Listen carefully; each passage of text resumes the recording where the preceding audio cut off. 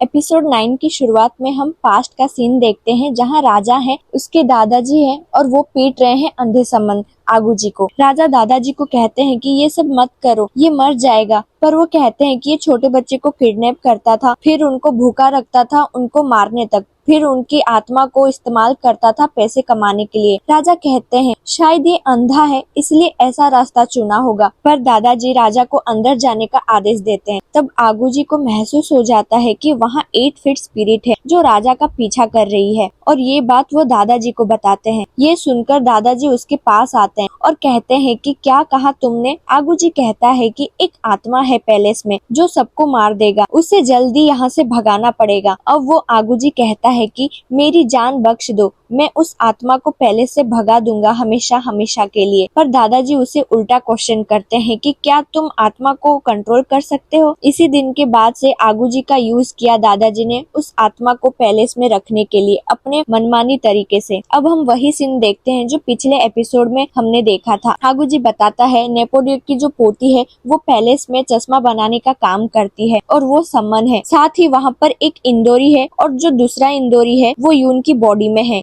ये सुन के दादाजी हैरान होते हैं। आगू जी बताता है कि नेपोलियन को तो उन्होंने जैसे तैसे मार दिया था, पर उस लड़की को मारना मुश्किल है क्योंकि इंदौरी भी उसका साथ दे रहे हैं। अब हम यूरी को देखते हैं जो गिल्टी होती है। जिस दिन उसकी दादी गुजरी थी तब तो वहाँ आग लगी थी और उस आग से तो वो समुद्र में गिर गई थी। ये काम तो किसी फायर स्पिरिट का हो सकता है और कांगचुल तो वाटर से रिलेटेड स्पिरिट है, उसे अपनी बेवकूफी समझ आ जाती है। राजा पहले का सीन बताते हैं जब यूरी की दादी रिचुअल परफॉर्म कर रही थी। उस 8 फीट स्पिरिट को राजा के पापा के शरीर से निकालने के लिए उनके पापा को कुर्सी से बांधा हुआ था। जैसे जैसे रिचुअल आगे बढ़ रहा था वो और कांपने लगते हैं और ये सब राजा खुद देख रहे होते हैं। कुछ ऑफिसर भी उनके पापा को आकर पकड़ते हैं पर वो उन्हें दूर फेंक देते हैं और आखिर में दादी एक आखिरी वार करती है और राजा के पिताजी के शरीर से वो आत्मा हमेशा के लिए निकल जाती है। राजा इन समन वाली बातों पर विश्वास नहीं करते, पर उस दिन के बाद से वो नॉर्मल हो जाते हैं जैसे वो पहले थे। पर एक दिन उन्होंने देखा वहाँ सभी को मारा हुआ था उनके पिता ने, और जब वो वहाँ आते हैं तो उसके पापा उसका गला पकड़ लेते हैं क्योंकि वो उस टाइम पर पोजेस थे। और उन्हें ये बात अब जाके समझ में आई जब उनका बेटा पोजेस हुआ। उन्होंने उसको वही हालत में देखा जैसे कि उसके पापा हुआ करते थे और कुछ टाइम के बाद वो गुजर गए थे। राजा मदद मांगते हैं यूरी से, पर यूरी फिलहाल सॉरी कहकर वहाँ से चली जाती है। यूरी बाहर आती है, उसे समझ आता है कि उसकी दादी की आत्मा ने कभी उससे बात क्यों नहीं की मरने के बाद, क्योंकि वो 8 फीट स्पिरिट ने उन्हें पहले ही निगल लिया था। अब हम देखते हैं बीबी पूछ रहा है तुमने झूठ क्यों बोला, तुमने क्यों नहीं बताया कि उसकी दादी को तुमने नहीं मारा। कांगचुल को रिग्रेट होता है ये बात ना बताने का। वो देख चुका था 13 साल पहले की 8 फीट स्पिरिट यूरी की दादी को फॉलो कर रही है। वो चाहता तो था यूरी को बताना, पर वो बार बार भाग जाती थी और वो बता ही नहीं पाया। कांगचुल को रिग्रेट है क्योंकि अगर शायद वो उस टाइम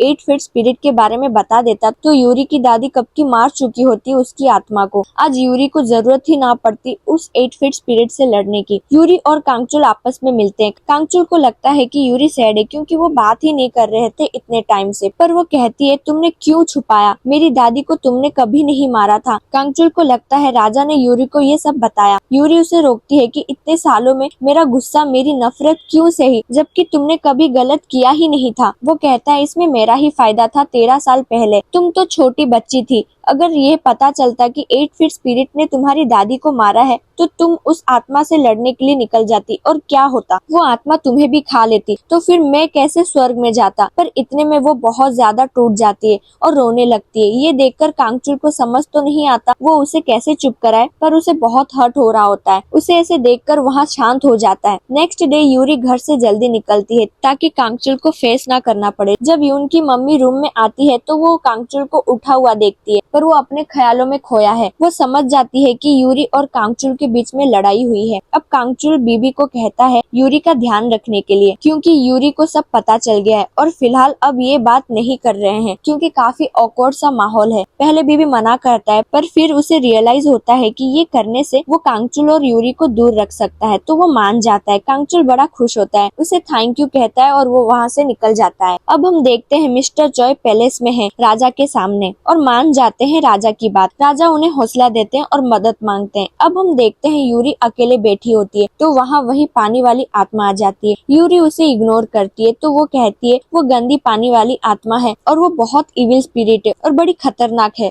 मैं उसे कैसे बात करती। और कहती है कि मैं उस दिन वहाँ थी और पूछती है कि तुम उदास क्यों हो। इतने में वहाँ बेबी भी आ जाता है। यूरी कांगचुल को फेस नहीं कर पा रही है, वो डर रही है। इतने सालों से वो गलत समझ रही थी कांगचुल को। फिर वो वही मोमेंट याद करती है जब कांगचुल उसको देख रहा था। वो आत्मा उससे पूछती है कि तुम ब्लश क्यों कर रही हो और इतने में वो दोनों हंसी मजाक भी कर रहे होते हैं। दादाजी वही बच्चे गुआंग से मिलने आते हैं और पूछते हैं कि ये सब तुमको यून ने सिखाया। तो वो हाँ कहता है, उसको बहुत ज्यादा नॉलेज है। तो वो पूछते हैं कि यहाँ चश्मा बनाने वाली भी आती है क्या। काफी बार गुआंग बात को घुमाने की कोशिश करता है कि मैं जानना चाहता था कि चश्मा कैसे बनता है, किस पत्थर से बनता है। पर दादाजी समझ जाते हैं कि चश्मा बनाने वाली समन है। आगूजी सही कह रहा था। इतने में वहाँ एक आदमी आता है जो दादाजी को कहता है कि राजा आपको बुला रहे हैं। राजा उन दादाजी की पोजीशन मिस्टर चॉय को देना चाहते थे प्रीमियर की। इतने में वहाँ कांगचुल आता है तो वो उनको भेज देते हैं। यून को देखकर वो समझ जाते हैं कि आगूजी सही कह रहा था, यून में शायद इंदोरी है। पहले तो राजा अवॉइड करने का नाटक करते हैं कांगचुल को। कांगचुल लड़ता है कि यूरी को क्यों बताया, पर वो कहते हैं मैंने नहीं बताया और कहते हैं कि शायद तुमको इस बारे में पहले से पता था पर तुमने ये छुपाया उसे प्रोटेक्ट करने के लिए, क्योंकि तुमको उसके लिए फीलिंग्स है।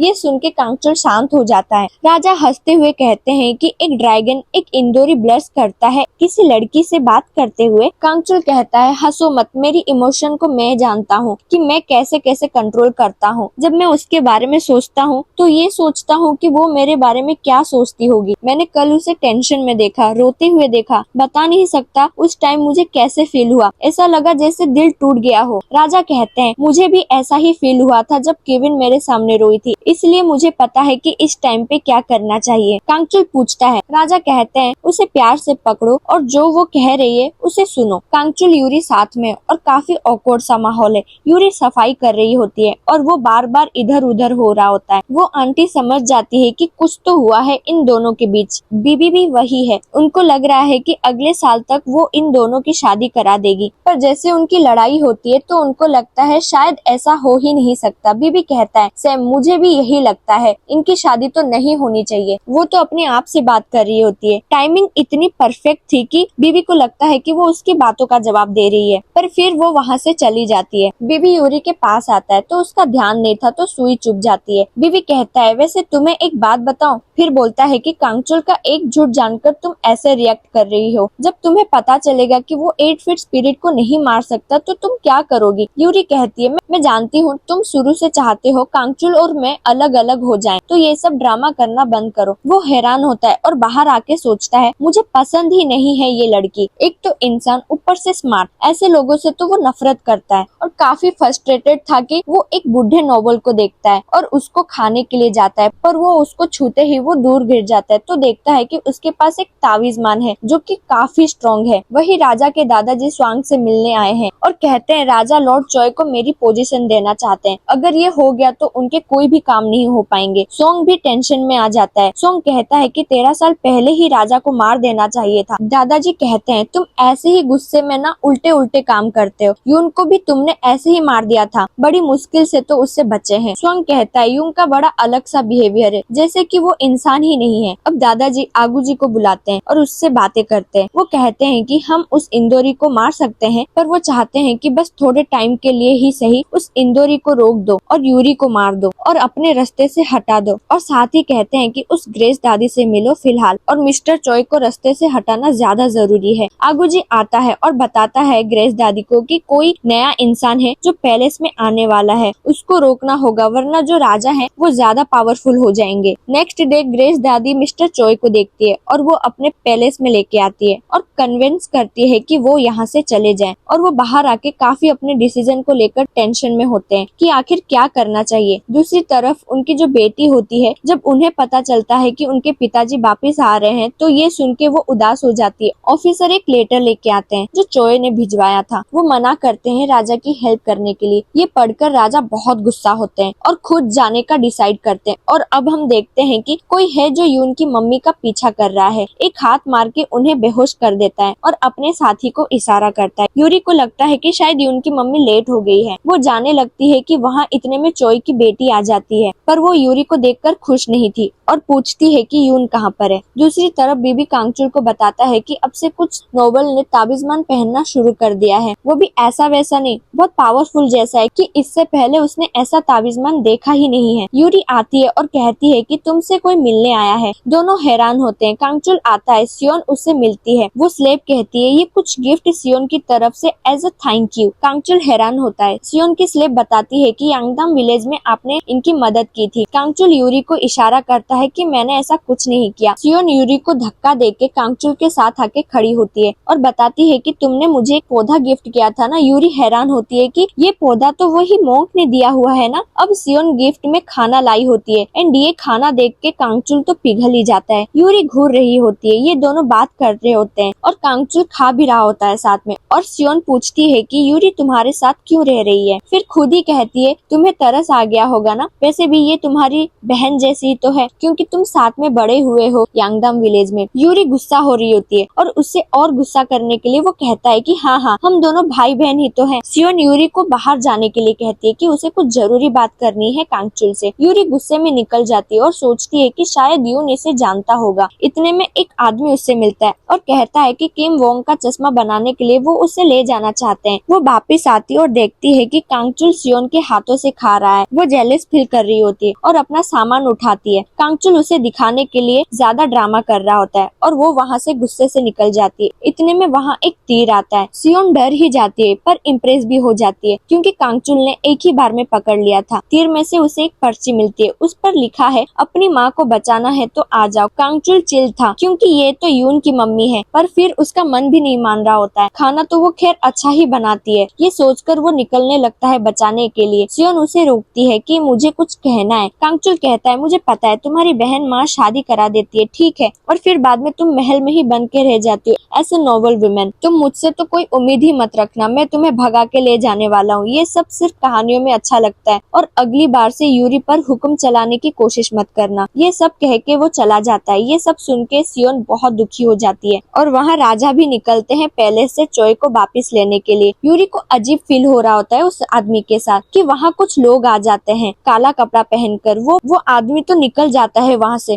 पर वो वहाँ यूरी को घेर लेते हैं। दूसरी तरफ कांगचुल एक जगह जाता है, वहाँ यून की मम्मी को बांधा हुआ है। इतने में सभी लोग वहाँ से बाहर निकलते हैं। सोंग कहता है मैंने यून को अपने हाथों से मारा था, फिर चेक भी किया था, वो सांस नहीं ले रहा था। मुझे चेक करना है तुम सच में यून हो या नहीं। कांगचुल कहता है ये जानना था तो तुम मुझसे अच्छे से पूछ लेते, और सभी को पीट कर वहाँ पे गिरा देता है। यून की मम्मी को उतारता है कि इतने में सोंग दोबारा अटैक करता है तो वो डर जाती है। कांगचुल उसे मारने जाता है पर वो खुद ही गिर जाता है। इतने में उसे वही तालिस्मान दिखता है और इसके बारे में उसे बीबी ने बताया भी था। और यहाँ ये सब यूरी को उठाकर ले जा रहे होते हैं। बीबी ना चाहते हुए भी मदद करता है। वो सबको आपस में टकरा के नीचे गिरा देता है और बीबी यूरी को कहता है कि भाग जाओ यहाँ से वरना ये तुम्हें पकड़ लेंगे। दूसरी तरफ सोंग कांगचुल को मारने वाला होता है कि इतने में यून की मम्मी उसे पीछे से पीट देती है, पर फिर वो उसे लात मार के दूर गिरा देता है। कांगचुल ट्राई करता है अपनी पावर यूज करने का, वही ववंडर वाली, पर वो कर ही नहीं पा रहा होता है। वो सोंग उसे मारने वाला होता है कि वहाँ बिजली कड़कती है जोरों की और वहाँ बीबी आ जाता है। एक फूंक से वो बवंडर ला देता है जिसमें वो फंस जाता है। बड़ी मुश्किल से उसका आदमी उसे निकालता है। दूसरी तरफ ये सब यूरी को पकड़ लेते हैं। यूरी कांगचुल को याद करती है, पर इतने में ऑफिसर सीओ उसे देख लेते हैं और राजा और ये दो ऑफिसर इन सब से लड़ते हैं और इन सबको भगा देते हैं, पर इन्हीं बीच राजा को भी लग जाती है। फिलहाल राजा चोय के पास जाने का प्लान कैंसिल कर देते हैं। जिसने भी यूरी पर हमला किया वो अच्छे से जानता है कि यूरी कौन है और ऐसे टाइम पर वो रिस्क नहीं लेना चाहते। ऑफिसर सीओ यूरी को घर छोड़ने आते हैं। इतने में कांगचुल भी आ जाता है यून की